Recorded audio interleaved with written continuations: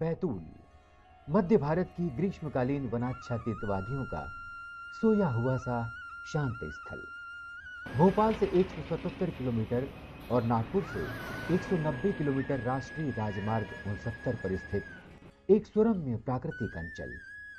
40% आदिवासी जन गोंड और कोरकू अपनी संस्कृति के चटक रंगों को वनांचलों में बिखेरे हुए हैं।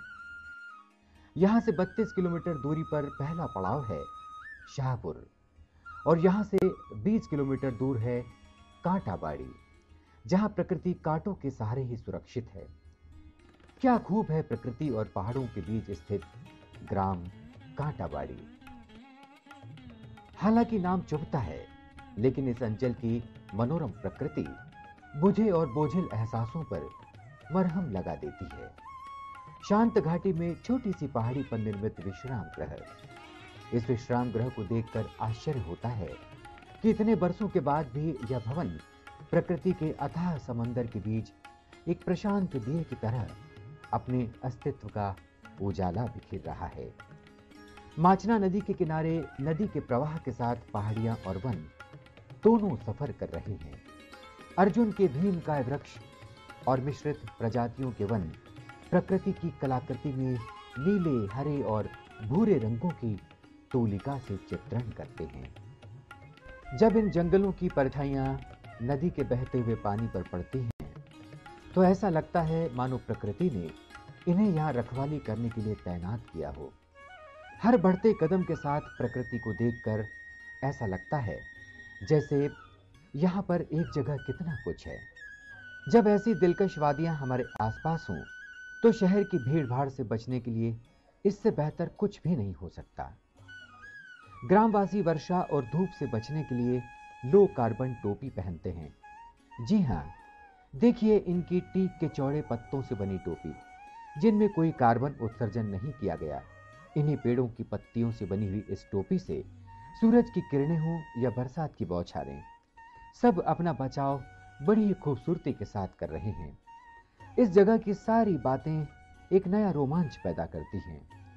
फिर चाहे यहाँ के लोगों के रहने का तरीका हो या फिर बच्चों की बैलगाड़ी दौड़ाते ये बच्चे इस बात की पुख्ता मिसाल हैं कि सेहत के लिए इन्हें जिम के सहारे की जरूरत नहीं। चलो भला ये बच्चे तो जिम का सहारा सेहत बनाने के लिए नहीं ही लेंगे। 20 किलोमीटर दूर वनमार्ग पर स्थित है ये विश्राम गृह। हरे भरे वातावरण के अनुरूप इस विश्राम गृह का निर्माण किया गया है, जो पूरी तरह इको फ्रेंडली है। वन विश्राम गृह की जमीन, छत और दीवारें सागौन के पैनल से बनी हुई हैं, जो कई सालों के बाद भी आज तक सुरक्षित हैं और प्रकृति की किसी भव्य शक्ति का उदाहरण देती हैं। खिड़कियों में लोहे की ग्रिल के स्थान पर बांस का करिश्मा देखते ही बनता है। यह तिरछे बांस को इतनी खूबसूरत जाली में लगाया गया है जैसे कुदरत ने इसे स्वयं बना कर दिया हो। इस इलाके की खास बात यह है कि यहाँ बसे घने जंगलों की वजह से बारिश का औसत भी दूसरी जगहों से ज्यादा है।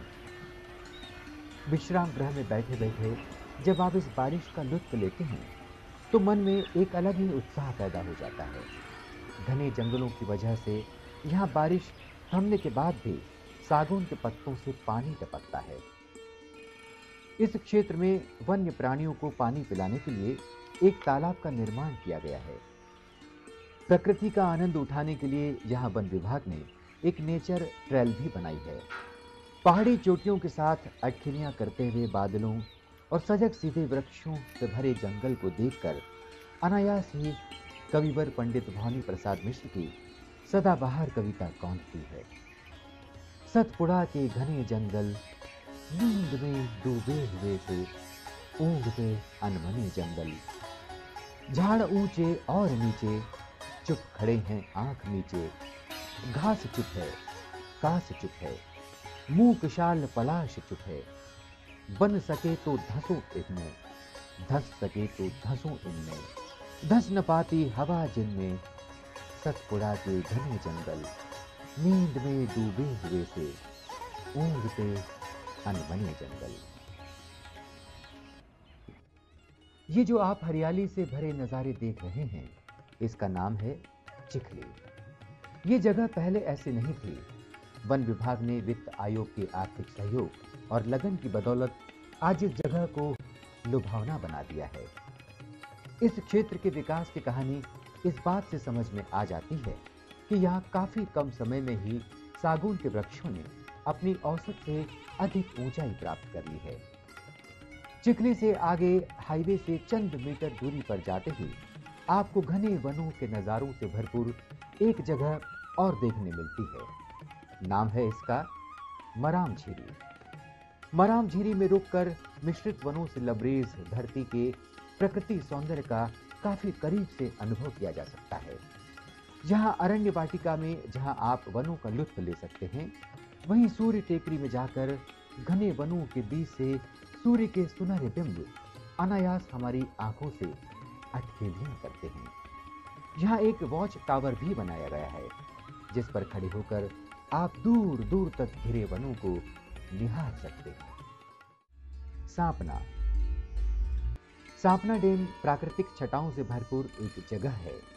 भोपाल से बैतूल जाने वाले भोपाल नागपुर राष्ट्रीय राजमार्ग 69 पर बैतूल से नागपुर की ओर महज 14 किलोमीटर की दूरी पर बना है सांपना डैम। यहाँ के प्राकृतिक नज़ारों को देखते हुए इसे इकोलॉजिकल पार्क के रूप में विकसित किया गया है। इस जगह की खूबसूरती में चार चांद लगाने के लिए अब वन विभाग भी मुस्तैद है। विभाग ने इसके लिए कई कार्यक्रमों की रूपरेखा तैयार की है। लोगों को प्रकृति के संरक्षण संवर्धन के प्रति जागरूक करना, क्षेत्र में पाई जाने वाली महत्वपूर्ण और दुर्लभ औषधीय पौधों का ज्यादा विकास करना, आयुर्वेदिक और प्राकृतिक चिकित्सा को लेकर लोगों में जागरूकता फैलाना आदि कई उद्देश्यों के साथ इस जगह को संवारा जा रहा है। अथाह जल राशि और उदित या अस्त होते हुए सूरज के नजारे को देखना भी काफी दिलचस्प होता है। यहीं पर वन विभाग ने कॉटेज भी बनाए हैं, जिनमें ठहरकर आप प्रकृति की गोद में बैठकर यहाँ के सौंदर्य के बीच अपनी छुट्टियों का आनंद उठा सकते हैं। सांपना के दूसरे छोर मुल्ताई के रास्ते पर आगे जाने पर झीटापाटी नामक स्थल पड़ता है। इस ऊंचाई से वनों और निजी खेतों का विहंगम नजारा है और उसके बीच से गुजरती हुई सांपना डैम की अथाह जलराशि हमें देखने को मिलती है। झीटापाटी से आगे नागपुर हाईवे पर स्थित है मुल्ताई, जो ताप्ती नदी का उद्गम स्थल है। बैतूल जिले का मुल्ताई संस्कृत के शब्द मुल्तापी का अपभ्रंश है, जिसका मतलब है ताप्ती नदी का उद्गम। लगभग 724 किलोमीटर लंबी ताप्ती नदी भारत की उन 3 नदियों में से एक है जो पूर्व से पश्चिम की ओर बहती है। सतपुड़ा की वनावृत पहाड़ियों के बीच से निकलती हुई इस नदी को देखकर ऐसा लगता है जैसे पर्वत को माला चढ़ा दी गई हो। सूर्यपुत्री ताप्ती नदी जहां किसानों के लिए वरदान साबित हुई है, वहीं इस नदी से जुड़ी धार्मिक आस्थाएं भी हैं जो पर्यटकों को यहां खींच लाती हैं। बैतूल से 70 किलोमीटर की दूरी पर स्थित है सारणी विद्युत तापगृह, जिसके पूर्व में स्थित है पाथाखेड़ा, जहां पर तवा नदी की अथाह जलराशि से लगभग 1142 मेगावाट बिजली का उत्पादन कार्य किया जाता है और इससे राज्य का एक बड़ा भाग रोशन होता है। ये बैतूल ही नहीं, प्रदेश की गौरवमयी धरोहर बन गई है। यहाँ पर बिजली उत्पादन के लिए बड़े स्तर पर कोयले का उपयोग किया जाता है, जिससे यहाँ भारी मात्रा में प्रदूषण हो जाता है। लेकिन तारीफ करनी होगी वन विभाग के कार्यों और लगन की। वन विभाग जिस तरह लगातार वनों के संरक्षण और संवर्धन में तत्परता के साथ जुटा है, उसी का नतीजा है कि यहाँ की आबादी आज भी इतने प्रदूषण के बावजूद यहाँ पर स्वस्थ जीवन यापन कर रही है। दुनिया के तमाम मुल्क जिस ग्लोबल वार्मिंग से जूझ रहे हैं, उनके लिए वन विभाग की कार्यकुशलता एक उदाहरण है, क्योंकि कोयले से उत्पन्न जहर पीने वाले वृक्ष यहाँ सालों से निडर खड़े हैं। मध्य प्रदेश और महाराष्ट्र की सरहद पर समुद्र सतह से 3686 फीट की ऊंचाई पर भैंसदेही तहसील से महज 30 किलोमीटर की दूरी पर परतवाड़ा घटांग मार्ग पर दक्षिण पश्चिम में बसा है कुकरू। एक ऐसी जगह जिसे प्रकृति ने फुर्सत में बैठकर तराशा है। इस जगह को छोटा पचमढ़ी भी कहा जा सकता है। पचमढ़ी की तरह यहाँ का वातावरण हर मौसम में खिला रहता है।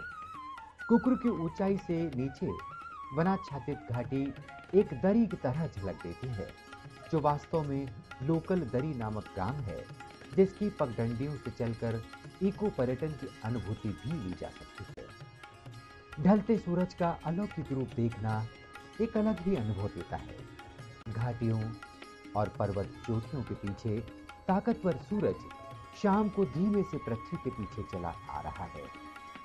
लाल आकाश नेपथ्य में और गहरी होती वन श्रृंखला अत्यंत लुभावनी बन पड़ती है। बुच पॉइंट से पूर्व दिशा की अनुपम छटा भी देखी जा सकती है। आकाश का एक अंतहीन विस्तार और भव्य वनों की अत्यंत आकर्षक छटा यहां दिखाई देती है। बुच पॉइंट के सामने वन विकास अभिकरण के वनीकरण कार्यक्रम में बांस और अन्य वन वृक्षों का रोपण दृश्य वनों को निरंतर स्थापित करने के कठिन प्रयास को प्रकाशित करता है। सामने खेतों में पीले फूल मानव प्रयास को साकार हुआ दिखाई देता है। कुकरू वन विश्राम गृह परिसर में ही कॉफी के बागान भी हैं। ब्रिटिश शासन काल में 14 नवंबर सन 1944 को यहाँ वन संरक्षक AC हॉकिंस ने एक ब्रिटिश महिला मिस फ्लोरेंस हेड्रिक्स को यहाँ की 160 एकड़ जमीन दे दी थी, जिस पर उन्होंने कॉफी के बागान लगाए थे। कहा जाता है कि यहाँ उस दौरान लगभग 100 क्विंटल कॉफी की पैदावार हो जाया करती थी, जो अब कुछ किलो पर आकर सिमट गई है।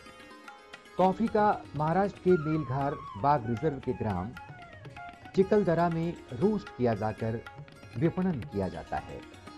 कॉफी के रोपण क्षेत्र में प्रायः भालू भी मिल जाते हैं। जामुन वृक्षों के नीचे कॉफी की झाड़ियां एक अनोखी जैव विविधता का संसार प्रस्तुत करती हैं। ब्रिटिश काल में वनों के प्रबंध के लिए निर्मित सुदूर अंचल में स्थित यह भवन एक सुखद अनुभव देता है। इसके अलावा मिस फ्लोरेंस हेड्रिक्स का घर आजकल आदिवासी बालक आश्रम के रूप में बदल गया है। यहाँ पर ब्रिटिश शासन काल में सन 1906 में बनाया गया वन विश्राम गृह आज तक जैसे का तैसा सुरक्षित है। लगभग 103 साल पूरे कर चुका ये रेस्ट हाउस आज भी सर्व सुविधा युक्त है। इन वनों से आच्छादित जगह को देखकर वन विभाग की तारीफ में पंकज श्रीवास्तव की ये पंक्तियां सहज ही याद आ जाती हैं। बने इनकी उम्र लंबी, युगों युग तक चले जंगल, भर उठे फिर विविधता से भवानी के भले जंगल।